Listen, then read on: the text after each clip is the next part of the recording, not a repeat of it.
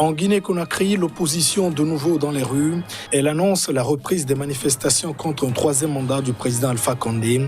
Son parti a fait savoir qu'il va à la conquête du fauteuil présidentiel. En Tunisie, le gouvernement bénéficie de la confiance du Parlement.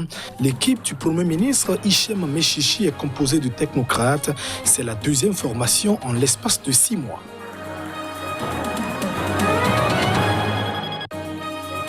Et puis en Algérie, des manifestants réclament la libération du journaliste Khaled Drareni. Il a été condamné à 3 années d'emprisonnement pour participation à un rassemblement non autorisé, injuste selon les défenseurs de la liberté de la presse. Et voilà, plus sommaire de cette édition. Merci de nous choisir pour vous informer. L'opposition guinéenne a annoncé ce mardi la reprise prochaine des manifestations contre un troisième mandat du président Alpha Condé après l'annonce par son parti de sa candidature outrageuse et puis conflictogène à la présidentielle prévue dans 2 mois. Les détails. Le Front national pour la défense de la Constitution FNDC, collectif de partis, de syndicats et de membres de la société civile, a indiqué dans un communiqué que la contestation qu'il a menée pendant des mois contre l'éventualité d'une telle candidature et qui a fait des dizaines de morts va entrer dans une phase décisive. Le parti de Condé, le Rassemblement du peuple de Guinée, RPG, a annoncé ce lundi dans un communiqué lu à la télévision nationale que le chef de l'État de 82 ans avait accepté d'être son candidat à la présidentielle programmée le 18 octobre prochain. Le FNDC a dénoncé en termes très virulents cette candidature à un troisième mandat illégitime. Dans un communiqué publié sur les réseaux sociaux, il décrit la présidence Condé comme une dictature féroce. Il fustige la manière poltronne dont la candidature a été annoncée. Il est désormais évident pour les plus sceptiques qu'Alpha Condé, qui revendique des décennies de lutte pour la démocratie en Guinée, n'est autre que la plus grande désillusion de l'histoire politique de notre pays, dit le FNDC. Il appelle à se préparer à la reprise des manifestations à une date qui sera annoncée rapidement.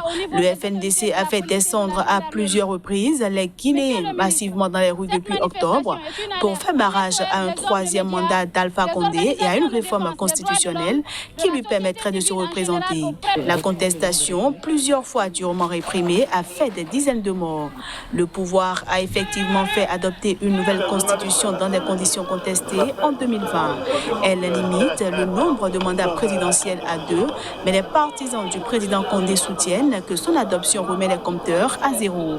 Alpha Condé, ancien opposant historique, est devenu en 2010 le premier président démocratiquement élu après des décennies de régime autoritaire dans 7 anciennes colonies françaises d'Afrique de l'Ouest, où plus de la moitié de la population vit dans la pauvreté malgré la richesse de son sous-sol.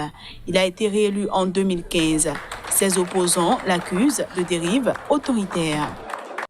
En Tunisie, les députés ont approuvé ce mardi un gouvernement de technocrates, le second cabinet en 6 mois, écartant la possibilité d'une dissolution. L'équipe constituée par l'ex-ministre de l'Intérieur Hichem Mechichi, composée donc de juges, universitaires, fonctionnaires et cadres du privé, a obtenu 134 voix sur 217 dans la nuit de mardi à mercredi.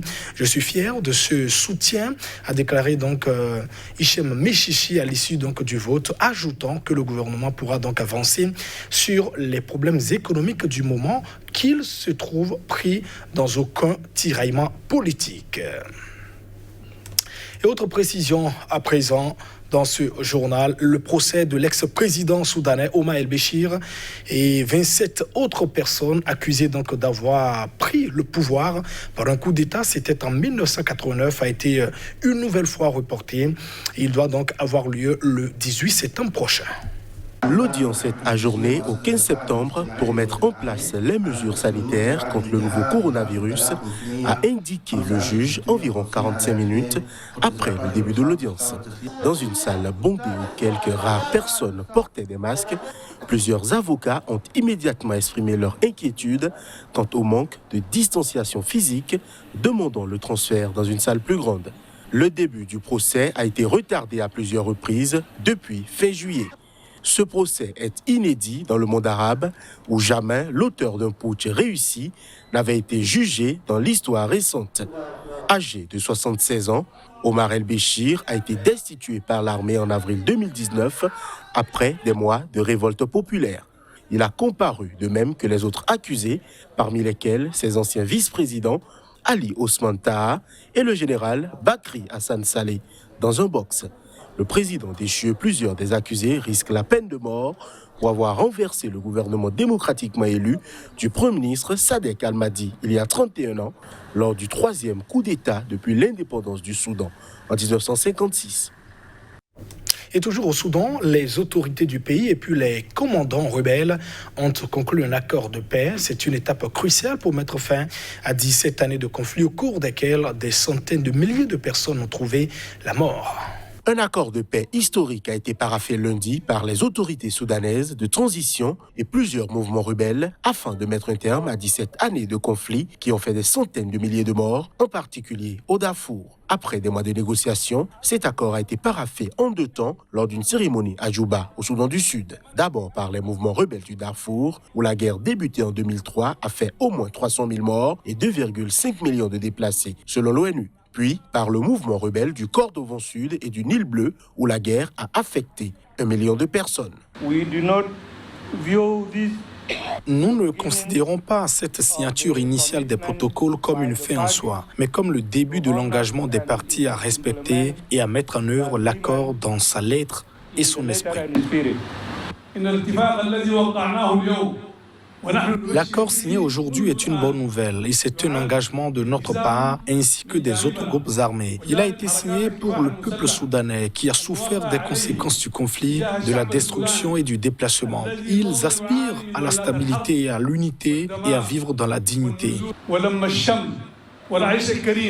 By achieving such an agreement, l'accord aujourd'hui est un engagement à dépasser la situation honteuse dans laquelle se trouve le pays. En parvenant à un tel accord qui s'attaque aux causes profondes et aux conséquences du conflit au Soudan, le Soudan a enfin obtenu la possibilité d'une paix durable et peut aller de l'avant et entreprendre une transition politique complète et authentique au profit de tout le Soudan.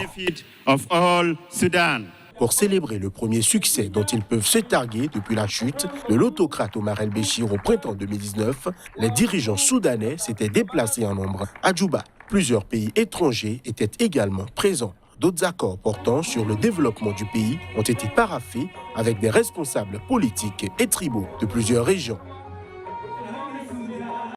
En Algérie, quelques 200 personnes ont manifesté à Alger, la capitale, pour réclamer la libération du journaliste Khaled Drareni.